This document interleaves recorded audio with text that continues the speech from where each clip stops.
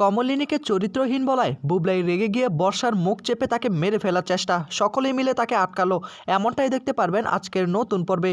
সম্পূর্ণটা জানতে এক্ষুনি ভিডিওতে লাইক দিয়ে চ্যানেলটিকে সাবস্ক্রাইব করে দেখতে থাকুন। গল্পের শুরুতে আমরা দেখতে পারবো বুবলাইকে প্রশ্ন করে, আপনি তো ওনার হাজব্যান্ড, সকলেই তো স্টেটমেন্ট দিল, তা আপনি হাজব্যান্ড হয়ে আপনি কি কিছু বলতে চান? তখনই বর্ষা বলে, হ্যাঁ হ্যাঁ, রুদ্র সবটাই জানে। রুদ্র তো আমাকে দেখেছে, আমার সিঁদুরগুলো এলোমেলো হয়েছিল, আমার জামা কাপড় সমস্ত কিছু ছিঁড়া ছিল, রুদ্র আমার সামনেই দাঁড়িয়েছিল। আজকে রুদ্র সমস্তটাই বলবে। আর কেউ পাশে থাকুক বা না থাকুক, আমার হাজব্যান্ড আমার পাশে আছে। আমাকে যে ফাঁসানোর চেষ্টা করছে এটা আমার হাজব্যান্ড খুব ভালো করেই বুঝতে পারছে। আমি একটা মেয়ে হয়ে এরকম একটা সিচুয়েশনের মধ্যে পড়ে গিয়েছি, আমার হাজব্যান্ডকে আমাকে বাঁচাবে না? তখনই রুদ্র বলে, সেট আপ বর্ষা, তুমি আর কোনো কথা বলবে না। আমি এবার একটা কথা বলতে চাই। নতুন তখন বুবলাইয়ের দিকে তাকিয়ে বলে, যাই বলিস না কেন বুবলাই, একটু ভেবে চিন্তে কথা বলিস। তখনই কমলিনী বলে ওঠে, দেখুন, ও যেই স্টেটমেন্ট দেখ না কেন তাতে আমার কিচ্ছু যায় আসবে না, কিন্তু আমি মেয়ে হিসাবে আপনাদেরকে একটা কথা বলছি, আমার হাজব্যান্ড স্বতন্ত্র বোস এমন কোনো কাজ করতেই পারে না। আমি জানি এই কেসটা একটু ক্রিটিক্যাল, কেননা একটা মেয়ে অভিযোগ করেছে, আর মেয়ের প্রায়োরিটি সবচেয়ে বেশি আমাদের সমাজে। কিন্তু আমিও তো একটা মেয়ে, আমি তো ওর স্ত্রী, আর আমি তো সবটা জানি ও কেমন ধরনের মানুষ। এই মানুষটা নিজের কথা চিন্তা না করে আমার পরিবারটার পাশে এসে দাঁড়িয়েছে। ও নিজেকে ডিফেন্ড না করলেও আমি ওকে বাঁচাবো, আমি আমার রক্ত দিয়ে হলেও আমি ওকে রক্ষা করব। ওর মতো মানুষ হয় না, ওর মতো চরিত্র আর দু একটা পাওয়া যাবে না। চরিত্রের মধ্যে কেউ যদি কালি ছিটানোর চেষ্টা করে তাহলে আমি তাকে ছেড়ে কথা বলবো না, সে যেই হয়ে যাক না কেন, আমি তাকে কোনোভাবেই ছেড়ে দেবো না। এই কথাগুলো বলতে থাকে। কমলিনী বলে, আপনারা একবার তদন্ত করুন, ওই রিপোর্টগুলো একটু দেখুন, তারপর আসল সিদ্ধান্ত নেবেন। এদিকে কমলিনীর সমস্ত কথাগুলোকে লিখিত আকারে লিখে নিচ্ছে। সেই রিপোর্টটার কথা চিন্তা করে বর্ষা তখন ভয় পেতে থাকে। আর তখনই সকলের সামনে রিপোর্টটাকে এখন উন্মোচন করার পালা। সকলের সামনে তখন বিচারক বলে ওঠে, দেখুন, আমি কিন্তু ইতিমধ্যে রিপোর্টটা পেয়ে গিয়েছি, কিন্তু আমার রিপোর্টটা দেখে যেটা মনে হচ্ছে এখানে স্বতন্ত্র বোসকে ফাঁসানোর চেষ্টা করা হচ্ছে 99%। এটা দেখে এটা স্পষ্ট হয় যে যে নিজে নিজে জামা কাপড় ছিঁড়েছে, নিজের শরীরে নিজে আঁচড় দিয়েছে, এটা থেকে স্পষ্ট হয়। তবে আমরা আরও ডিপলি তদন্ত করব, এত সহজে তো আর ছেড়ে দেব না। আর আমরা তো জানি স্বতন্ত্র বোস কেমন ধরনের মানুষ।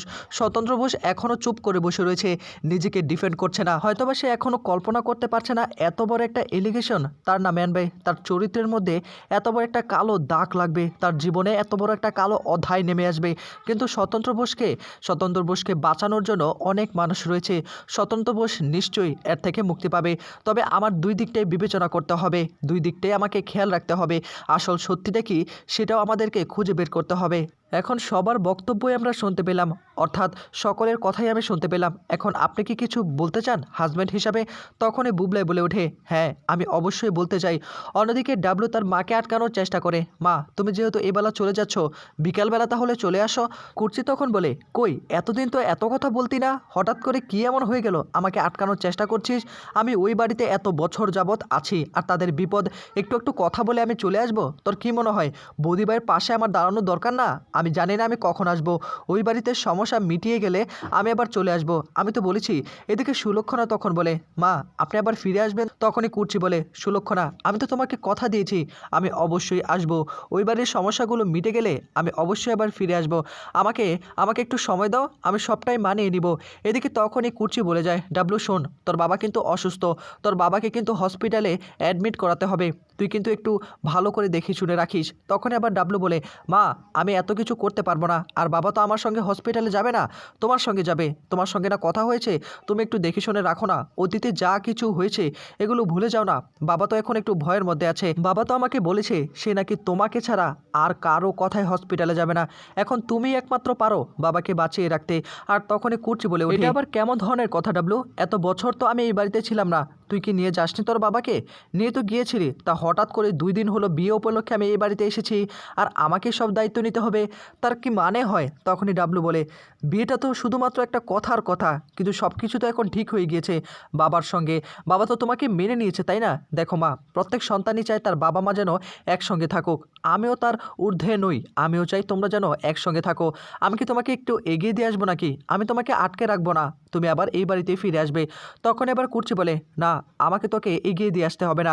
সুলক্ষণা তখন বলে, মা আমি আপনাকে একটু এগিয়ে দিয়ে আসি।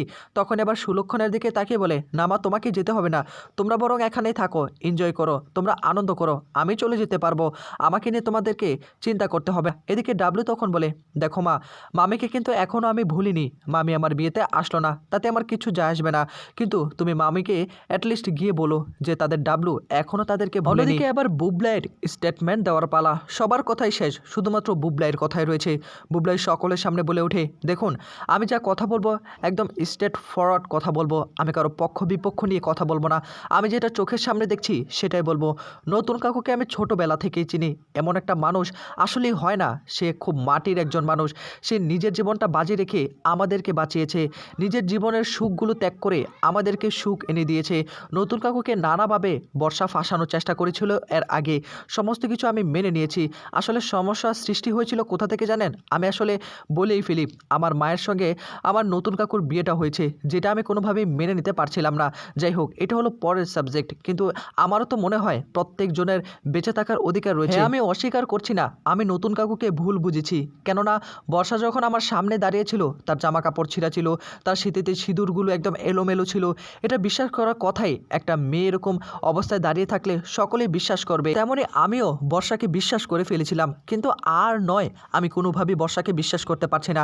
আমি একটু ঘেটে দেখলাম যে নতুন কাকুর এখানে কোনো দোষ নেই, নতুন কাকুর সম্মান নষ্ট করার জন্য আমার স্ত্রী এরকম একটা এলিগেশন এনেছে।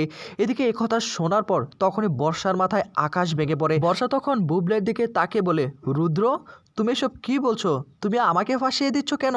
তখনই বুবলাই বলে ওঠে, চুপ, একদম চুপ, কোনো কথা বলবে না তুমি, তোমার চরিত্রটা আমি খুব ভালো করে দেখে ফেলেছি। আমি এখানে সকলের সামনে একটা কথা স্পষ্ট করে বলতে চাই, এই মেয়ের সঙ্গে আমি আর সংসার করব না, একে আমি ডিভোর্স দিব। এর আগে অনেকবার আমাদের পরিবারের ক্ষতি করার চেষ্টা করেছে, আমি সবটাই স্যাক্রিফাইস করেছি, কিন্তু আর নয়, আমি কোনোভাবেই স্যাক্রিফাইস করতে পারবো না। মাটির মতো একটা মানুষকে এভাবে ফাঁসিয়ে দিবে, এটা আমি মেনে নিতে পারবো না।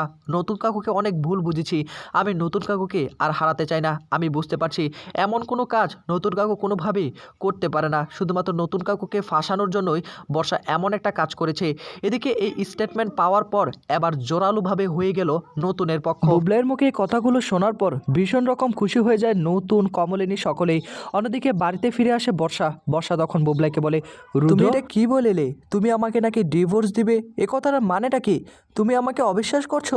তখনই বুবলাই বলে, দেখো বর্ষা, তোমার সঙ্গে আমি কোনো কথা বলতে চাই না, তুমি প্লিজ এক্ষুনি এখান থেকে চলে যাও। তখনই বর্ষা বলে, না তোমাকে তো বলতে হবে, কেন তুমি এই কথাগুলো বললে? সকলের সামনে আমাকে তুমি অপমান করলে, তুমি তো সবটা দেখেছিলে, তোমার কি মনে হয় না যে আমি সত্যি কথা বলছি? বুবলাই তখন বলে, আমি তোমাকে বিশ্বাস করি না, তুমি যে মিথ্যা কথা বলছো সেটা খুব ভালো করেই বুঝতে পারছি। তুমি এতটা নিচে নামতে পারলে? তোমাকে আমি ভালো ভেবেছিলাম, তুমি এর আগে অনেক খারাপ কাজ করেছো যেগুলো আমি মেনে নিয়েছি, কিন্তু এখন আমি মেনে নিতে পারবো না। নতুন কাকুকে তুমি ফাঁসানোর চেষ্টা করছো, নতুন কাকুর মতো মানুষ হয় না, তার মতো একটা মানুষকে যদি তুমি এভাবে ফাঁসিয়ে দাও, তার সম্মান নষ্ট করো, তার কলঙ্কের একটা দাগ লাগিয়ে দাও, এটা আমি কোনোভাবেই সহ্য করব না। দেখো বর্ষা, আমি জানি নতুন কাকুর সঙ্গে আমার একটা মতবিরোধ ছিল, কিন্তু সেটা তোমার জন্যই হয়েছে। আমি তোমাকে স্পষ্ট করে একটা কথা বলতে চাই, আমি তোমার সঙ্গে আর সংসার করতে পারবো না, আমি তোমাকে ছেড়ে দিব, খুব দ্রুতই এটার একটা ব্যবস্থা করব আমি, আমার মাথা কাজ করছে না। তুমি আসার পর থেকে বাড়িতে একের পর এক অঘটন ঘটেই চলেছে, কারোর সঙ্গে তোমার ভালো একটা সম্পর্ক নেই, কারোর সঙ্গে না। তুমি কি একটু ভালো করে চলতে পারো না?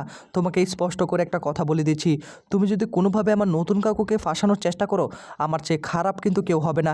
এদিকে বর্ষা তখন বলে, হ্যাঁ সব দোষটা এখন আমাকে দোষারোপ করছো, আমার কথা বিশ্বাস করছো না, নতুন কাকুর পক্ষ নিয়ে কথা বলছো, আমাকে ডিভোর্স দিবে। শোনো রুদ্র, এত সহজে আমি তোমাকে ছেড়ে দিব না।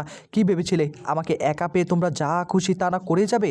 তখনই বুবলাই বলে, তুমি যা করার করতে পারো, আমার কিচ্ছু যায় আসে না। তুমি কোথায় যাবে? তোমার বাবার কাছে যাবে, মার কাছে যাবে, মামলা করবে, করো, তাতে আমার কিচ্ছু যায় আসে না, কিন্তু তুমি নতুন কাকুকে ফাঁসিয়ে কোনো কিছু করতে পারবে না।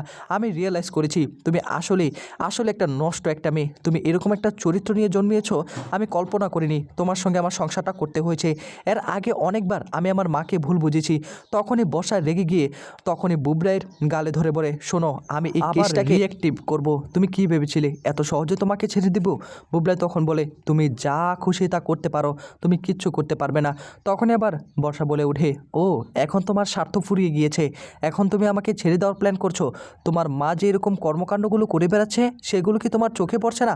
বুবলাই বলে, শ্যাট আপ বর্ষা, তুমি আমার মাকে নিয়ে কোনো কথা বলবে না। তুমি আমার মার একদম নখের যোগ্য নও। তুমি আমার মাকে নানাভাবে অপমান করেছো, সেগুলো আমি সহ্য করে নিয়েছি, আর কোনোভাবেই সহ্য করবো না। এদিকে কুর্চি বাড়িতে চলে আসে, বাড়িতে এসে আওয়াজ শুনতে পায় ওপরেই।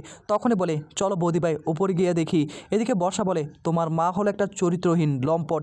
এই কথাগুলো শোনার পর তখনই বুবলাইয়ের মাথায় তো আকাশ ভেঙে পড়ে। বুবলাই তখন নিজেকে আর সামলে রাখতে পারছে না, আর তখনই বর্ষার মুখ চেপে ধরে তাকে মেরে ফেলার চেষ্টা করে, আর সকলে তাকে আটকিয়ে ফেলে। তো বন্ধুরা, বুবলাই কি কাজটা ঠিক করেছে? কমেন্ট করে জানান।